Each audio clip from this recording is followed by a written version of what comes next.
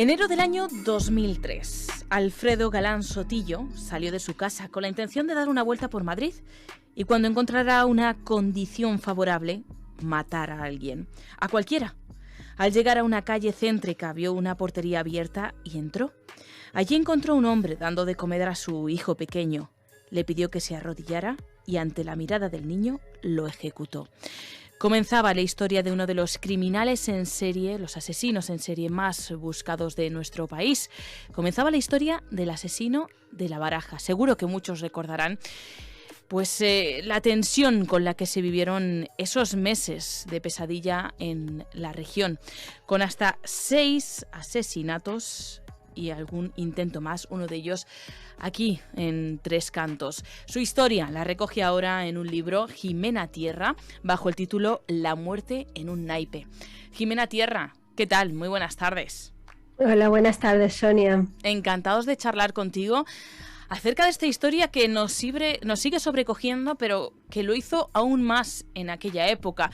Nos ha marcado tanto esa historia, tal vez por esa matar a cualquiera, por ese azar que utilizaba este asesino. Sí, creo que quizás esa es la parte que más marca a las personas normales, esa facilidad con la que se puede acabar con la vida de otros y especialmente en este caso sin ningún tipo de remordimiento. Claro, quien recuerde aquellos meses recordará esa sensación. Quien a lo mejor no conociese esa historia y la recupere en este libro, también la recuperará, porque además lo increíble es que todo y cada uno de los eventos, acontecimientos, actos que se narran son ciertos, que hay veces que, como se suele decir, ¿no? La realidad supera la ficción y esto es una muestra de ello. Así es un libro en el que me documenté escrupulosamente, estuve trabajando sobre sumario real, fotografías, declaraciones de testigos, estuve trabajando mano a mano con la Guardia Civil y bueno, pues efectivamente sí, la realidad supera la ficción, sobre todo en este tipo de casos, y es quizás lo que más marca y lo que más impacta en estos libros True Crime. Claro, además, Jimena, en tu caso, incluso pediste una entrevista con el propio Alfredo Galán en el centro penitenciario. Creo que él se negó, así que te tuviste que restringir a esas declaraciones que se habían hecho, que se recogían en las diligencias, en la sentencia, pero hiciste ese intento, ¿no?, de contactar con él mismo. Sí, él han hecho varios intentos, diferentes personas, en concreto es la madre de una de las víctimas, quiso hablar con él, dirigirse a él, bueno, pues por una serie de circunstancias, pero siempre se ha mantenido al margen, no ha querido dar su opinión ni hablar. Afortunadamente, pues yo contaba con mucha información, mucha documentación, mucho apoyo por parte de las fuerzas y cuerpos de seguridad del Estado, y eso es lo que me ha permitido reconstruir toda esta historia con una dificultad añadida que ya es salirse de la ficción para acceder a la realidad pura y dura. Y supongo que la ayuda inestimable de Jesús Rubio, que fue uno de los investigadores a la cabeza de todo este caso y además de otras personas, ¿no?, que intervinieron en él y que lo siguen recordando de una forma especial. Así es, lo recuerdan de una forma especial porque fue un caso muy difícil.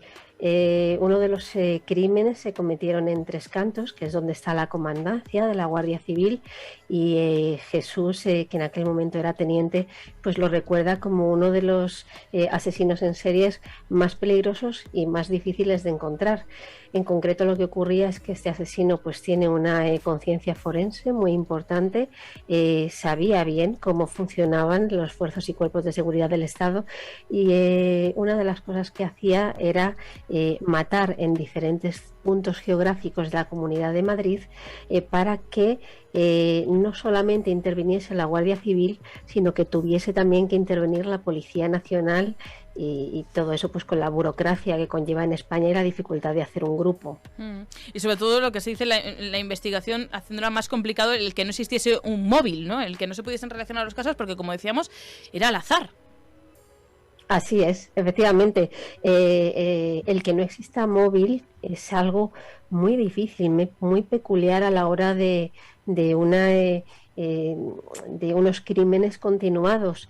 Digamos que siempre que se mata pues por venganza, por dinero, por celos, pues se puede identificar de un modo u otro al asesino, pero cuando se mata por matar, la dificultad se incrementa porque no hay ninguna pista concreta sobre la que empezar esa busca. Marta Robles, directora de esta colección Sin Ficción de Al Revés Editorial, dice: el mal nos perturba, sí, pero necesitamos saber de él, entenderlo, descubrir qué lo provoca y, en definitiva, saber si solo es cosa de otros o si también podría ser cosa nuestra. Nos atrae mucho la lectura de La muerte en un naipe porque, de alguna forma u otra, nos ayuda a entrar en la mente de una persona, bueno, pues como Alfredo Galán Sotillo, no diría de entender porque, claro, es algo que se nos escapa, ¿no? Y por eso es aún más atrayente.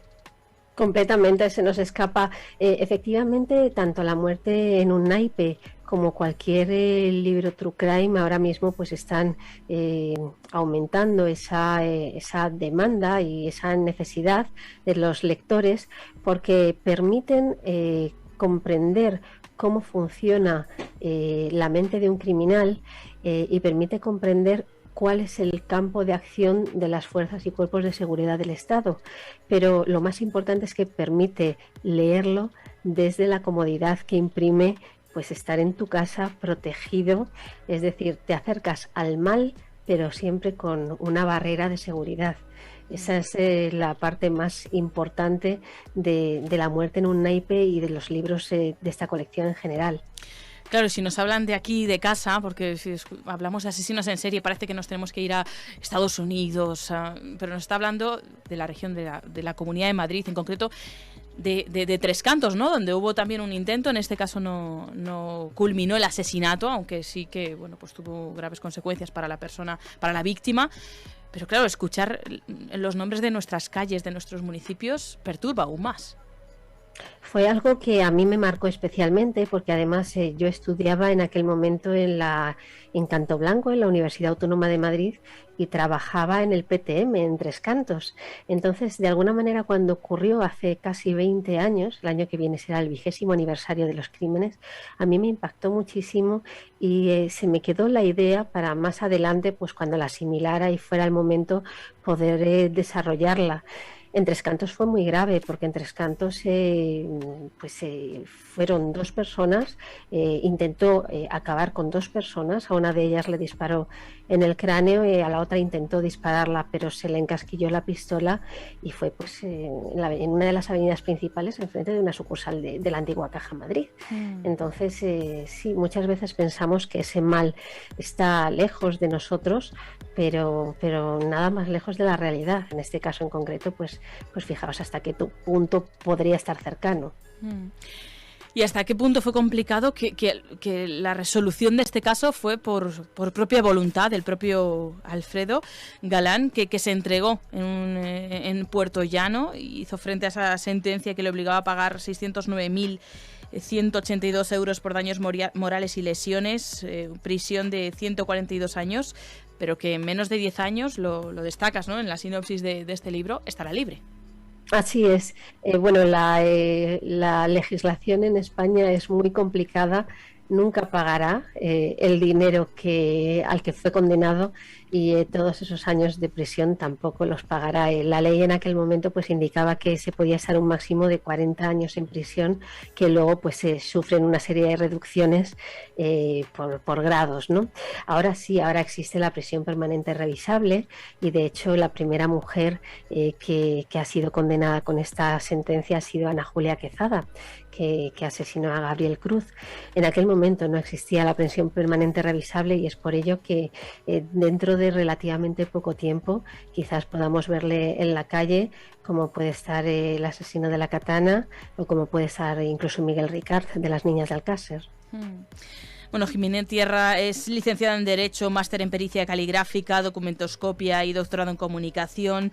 Dirige el máster en Periodismo de Investigación y Crónica Negra en UDIMA. También ejerce docencia de Ciencias Jurídicas y Sociales en la Universidad Rey Juan Carlos y es profesora de Escritura Creativa en materia de ficción criminal, que como ya venimos contando, ¿no?, a lo largo de toda la historia, de toda esta entrevista, pues está cobrando más fuerza que nunca porque tiene ese plus que no tiene una ficción, una novela que nos puedan contar y que pensamos que simplemente y no tan simplemente ha salido de la cabeza del autor, sino que esto en realidad ha ocurrido. Por eso, bueno, pues animamos a todos aquellos que les guste este género, que quieran acercarse, que quieran revivir aquellos meses, porque todos los recordamos, los que estuvimos atentos de las noticias y de lo que ocurría, y cada vez que salía un nuevo crimen del asesino de La Baraja y ese temor, o quienes se quieran acercar por primera vez a este caso, a que lo descubran con La muerte en un naipe, en Sin Ficción, de Al Revés Editorial. O otros casos, porque se recogen pues muchos otros títulos en esta colección, también todos ellos basados en esa realidad, ¿no?, de la que estamos hablando. Así que Jimena Tierra, muchísimas gracias por haber hablado con nosotros, gracias por este trabajo, porque yo me imagino, ¿no?, la complicación de embarcarse en la documentación, en esas diligencias y ponerle ese toque de novelístico, ¿no?, para generar todo ese ambiente. Eso ha sido complicado, ¿no? Es duro, no es lo mismo. Yo soy escritora de ficción, me gusta inventarme historias, aunque sean de crímenes, pero no tiene nada que ver con abordar un hecho verídico, con fotografías, con documentación real.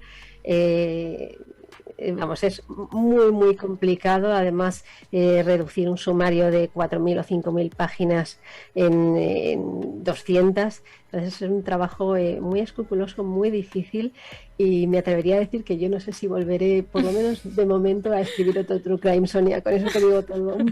Ya me imagino, un esfuerzo pues enorme para que lo podamos seguir, para que podamos leer esa historia de una forma, pues que de verdad te engancha y te tiene ahí atrapada y va desgranando detalles que la verdad pues ponen el vello de punta. Así que les animamos a La muerte en un naipe, de Jimena Tierra, con quien ha sido un placer charlar unos minutos. Jimena, lo dicho, estaremos atentos, ya hablamos cuando Equinoccio, otra de tus novelas, estaremos atentos. Sé que True Crime por ahora no, pero a lo que vaya surgiendo de tu pluma. Por ahora. Muchísimas gracias, Sonia. Un saludo y hasta pronto. Adiós. Gracias.